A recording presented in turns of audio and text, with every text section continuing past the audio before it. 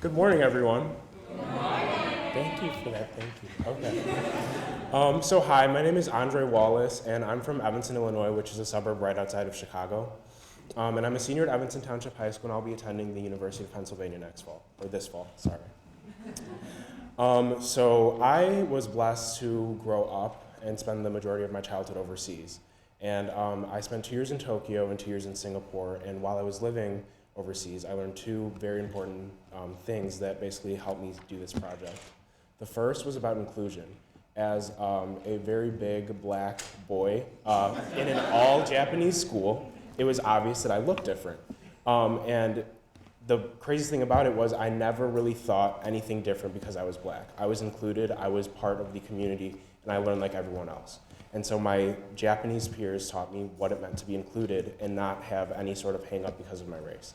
When I moved to Singapore, I learned what it meant to be an agent for positive social change. I learned that it is my responsibility as an individual and as a person in this society to care about other people and to help other people when you are fortunate yourself. So when I came back to the United States and I was in a predominantly white school, I was so shocked when people would say things to me like, "Oh, you're not supposed to be in this math class, this is for smart people," or "Oh, you speak so well for a black man." And I couldn't understand why it was so surprising for them that I did these things that were just so natural and so normal for me.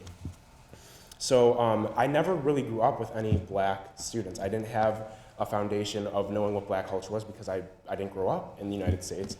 But when I got to my high school, Evanston Township High School, which is extremely diverse, I was so excited because I was finally with people who looked like me.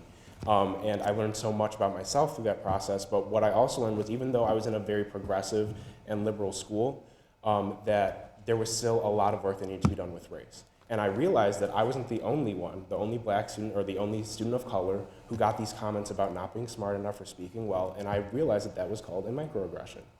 So the summer going into this year, or my senior year, I gave up football to pursue really working on diversifying my community.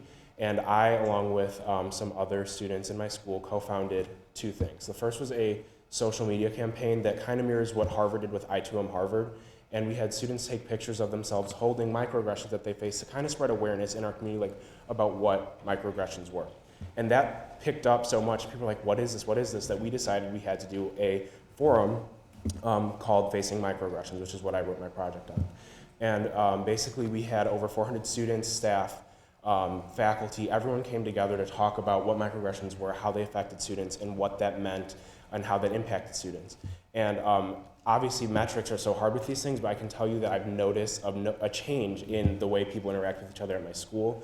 And this event was really a catalyst for other racial dialogue events where I help facilitate or plan or organize, and it really has started bringing my community together.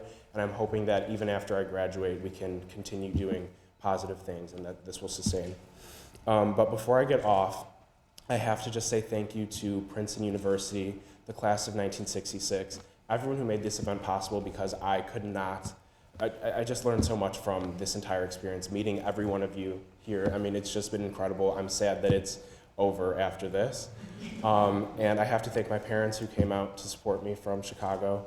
I would not be doing what I'm doing or having these experiences without them, so thank you, thank you, thank you. And lastly, I have to thank everyone at my school, my administration, the other co-founders, because they were really, I've been so supported by everyone, and the other students who did this work with me, they're not here, but they really helped make this possible, and I have to thank them on their behalf, so thank you. And, yeah.